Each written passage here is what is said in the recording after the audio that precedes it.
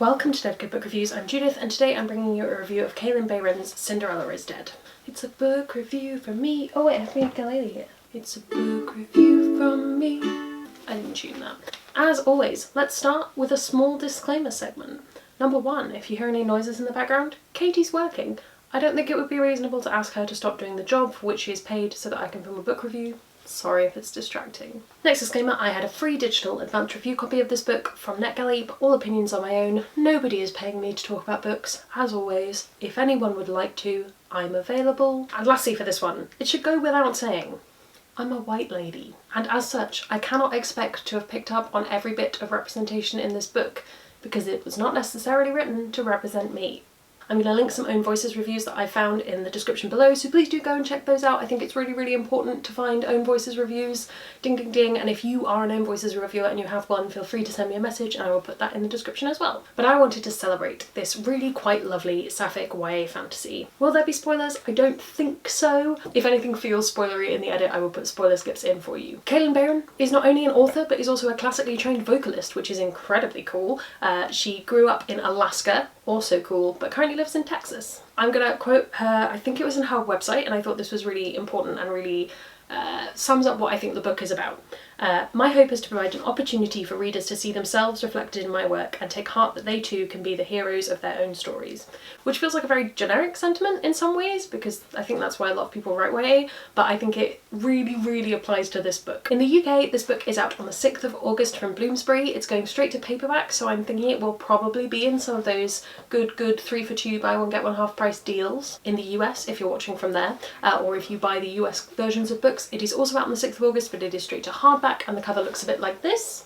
But I'm going to talk about the UK version because that's where I am. Quick content warning, if you're going into this book, I will also put this in the description. I'm not going to talk about these in much detail, but in the book there is a content warning for domestic violence, violence against women, general, it's a dystopia where women are treated very badly, warning. I think one of the reviews has more detailed content warnings, but these were the ones I thought were probably most pertinent. As ever, if you have any questions about things that you specifically want to avoid, do ask. I am available on most social media platforms and by email. Plot summary. So, it is 200 years after the events of the story Cinderella happened in this place called Lille, which is not France but has French connotations. As the original Cinderella story was set in France, it makes sense. So in this world, all young women, all young girls must attend a ball, and you can attend up to 3 times, and at the ball you have to be picked out by a bloke, or your life is forfeit. So there are these heavy dystopian vibes, women belonging to men, all of that horrible, horrible stuff that makes for an interesting dystopian setting. But our main character, Sophia, is only interested in women. She's not interested in being picked by a man. She's actually in love with her best friend, Erin? Yes. And she desperately wants to escape this ball, not have to go. She has to go, because you shall go to the ball, or your life shall be even more forfeit. But when she gets there, she ends up fleeing the ball and she meets Constance, who is the last descendant of Cinderella's family. And together they set out to pick apart the lies from the truth of this dystopian society and this story that their whole laws have been founded on. But by picking that truth apart, are they going to bring their whole world crumbling down? So as ever, I'm going to talk about what I liked. I really loved Sophia as a character. Oh, did I love Sophia! I've talked a bit before about the difference between education and representation in books. I think I talked about it in the context of Once and Future, but it does exist in other fiction. It's not just a YA thing, and it's not just a queer books thing. There are some books who can pull off both simultaneously very well. There are some books who just do the representation, there are some books who just do the education, and there are some books that try to do both but ultimately fail. Because here's the thing, if you have the lived experience of being a woman attracted to women, you don't necessarily need educating in that. And in this case, I'd say for the most part it is just there, it's just represented. It's there for you to see yourself in that character. Obviously I can't talk to the representation of Sophia as a woman of colour in the same way, but it was really powerful seeing a young adult heroine just representing that identity and being so sure of her sexuality and what she wanted. And I'm not suggesting that other books that do differently aren't valid. I think it's helpful having fiction that is meant to educate and that brings in those identities for people who maybe don't encounter them, both for people to have the language to talk about things in a respectful way, and for those who maybe aren't out of the closet or haven't figured it out yet, to also learn that those are things that they can be. I think things like Alice Oseman's Loveless is going to be a really powerful tool in helping people figure out their asexuality, for example. And it's also important to have LGBT+ stories that focus on the coming out experience, because that's also very powerful and an issue that a lot of young adults are dealing with. But the key there is that we need variety, and we need all of these varying stories and experiences, and I think this book is a really good thing to slot into a gap that we don't necessarily see all the time. That character who is in a society where it's not acceptable but fully knows who she is and what she wants, and knows that she's going against that grain and is willing to give up quite a lot to follow that path. Sophia isn't just great because she's queer. Side note, I'm taking the word queer from the description of the book that I read, that was presumably put out by the publisher. She's never labelled in the book as any distinct label that we would understand now, so I'm just going to describe her as queer where I need to, but basically she's a woman who loves women.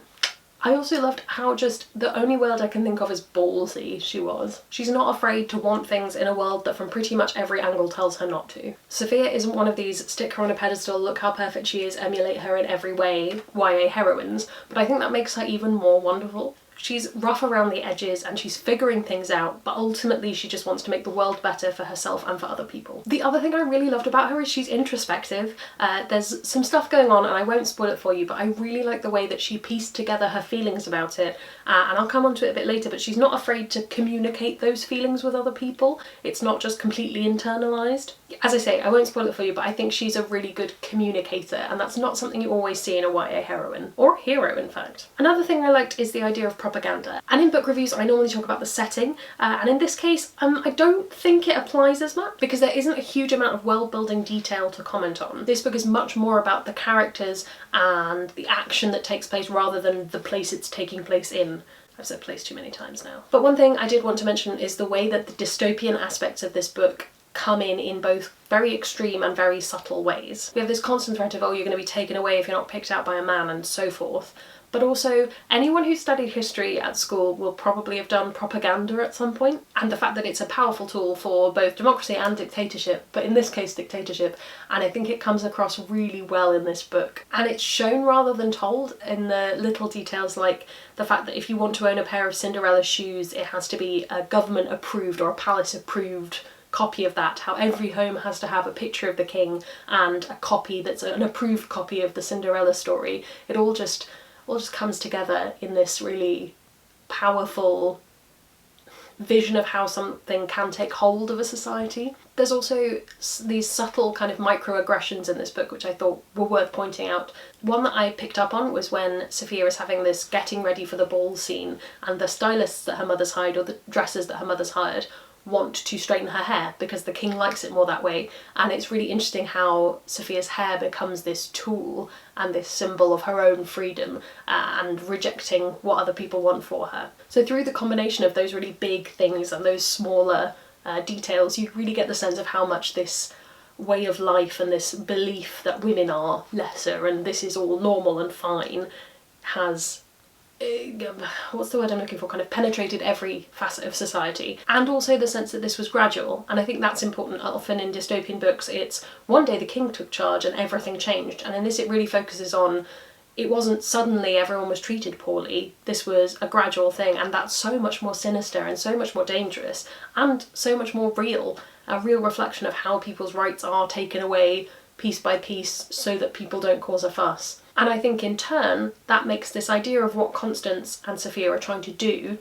more powerful and more important because of that sense of it's purveying all of life. And again, I won't spoil it, but I think that's what makes part of the ending much more interesting, the choices that they make. The romance. I wanted to touch really briefly on the romance because I think it's an important part of YA as a genre. I won't go into it in too much detail because I think it's probably one of the reasons some people might want to pick this up and I don't want to spoil it for them. I'll just say I think this is a really lovely YA sapphic romance. There are some familiar tropes there, is all I will say. Familiar YA romance tropes. But overall I think it's just a really lovely addition to a YA book. It's not something like a Renée Ahdieh book where you're like, this is a romance novel written for a YA audience. This is a YA novel with a hard romance element, a hefty dose of romance in it. But nothing about it bothered me.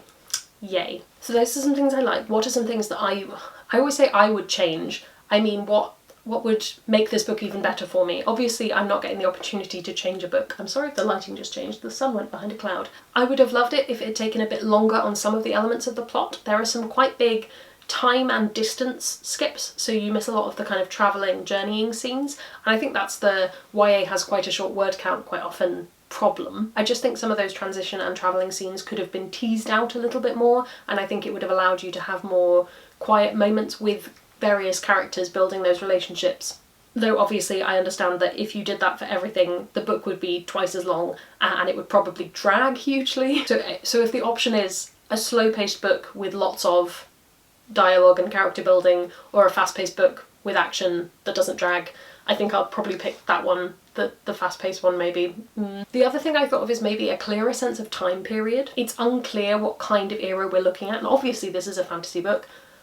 Obviously it's not a real place with a real historical era, but there were just weird bits that I couldn't quite figure out. So there's a ball gown section, obviously she has to go to a ball, where she's put into a farthingale, if I'm recalling correctly, and a farthingale, research suggests, is around the 16th to 17th century. And again, obviously Cinderella is fictional, but the Disney film, which is the most well-known version of Cinderella, I would say, the most kind of in the cultural mind, is maybe 18th century France is meant to be the rough time period people think it is. Did I say the 1800s? The 19th century. Now this is fantasy. I'm not going to claim we need historical accuracy, and I need to know that it's 200 years after the events of Cinderella, and if that was in the 19th century then it should be now, and we should have electricity and cars and terrible, terrible other problems. I'm not saying that. I think I would just have appreciated a better sense of things like where technology is in this world, like how are they getting from A to B? Is it carriages? Is it something, whatever happened after carriages? Was it cars after carriages? Probably. But you know what I mean, that kind of technology. How are people lighting a room? Is it candles? Is it lamps? Is it electricity? Is it gas lamps? That kind of thing, I think, is a subtle detail, but it really helps paint a picture in your mind, and I don't think I could give you a good picture of what this world looks like. And that's because the focus is so much on the characters and the journey that they go through, but it would have just been a nice additional detail that potentially wouldn't have taken up too much space to have a bit more of an idea of how things work in this world. I wouldn't say it detracts from the reading experience, really. It's just something that I noticed after I finished reading it. And it's possible that in a reread you would notice more of those small things, but yeah, I really didn't have a sense of what the world, where the world was at in technology terms. I have a few comparisons because I like to include those if you're interested. If you're interested in more fantasy with a black female lead, there's the Orisha trilogy by Tomi Adeyemi is an obvious one. There's also Kingdom of Souls, I think that would be really interesting. If you want to look at more contemporary sci-fi kind of things, I've also read Slay by Brittany Morris, which I actually really enjoyed, with a little caveat that some of the technology is weird, but that's a good example as well.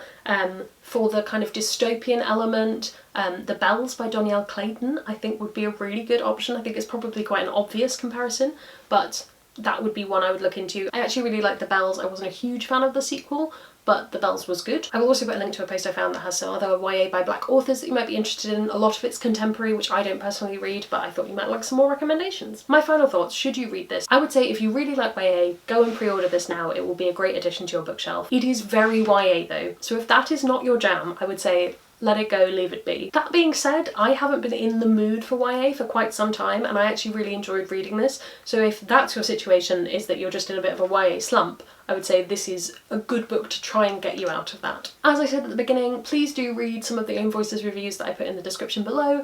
Some of them will be blog posts, I think a couple will be videos, I have some picked out already, but please go do read, watch those, comment, give them some engagement, and make up your own mind, and hopefully go and read this and really like it. Please do comment below if you've read this, if you enjoyed it, if you're planning on reading it, what your thoughts are. I'd really love to hear them. Or if you have any similar books you'd like to recommend, always here for a recommendation. You can also subscribe, it makes me feel loved and appreciated. Follow me on all of my social media, it's all linked below, and I will see you in the next one.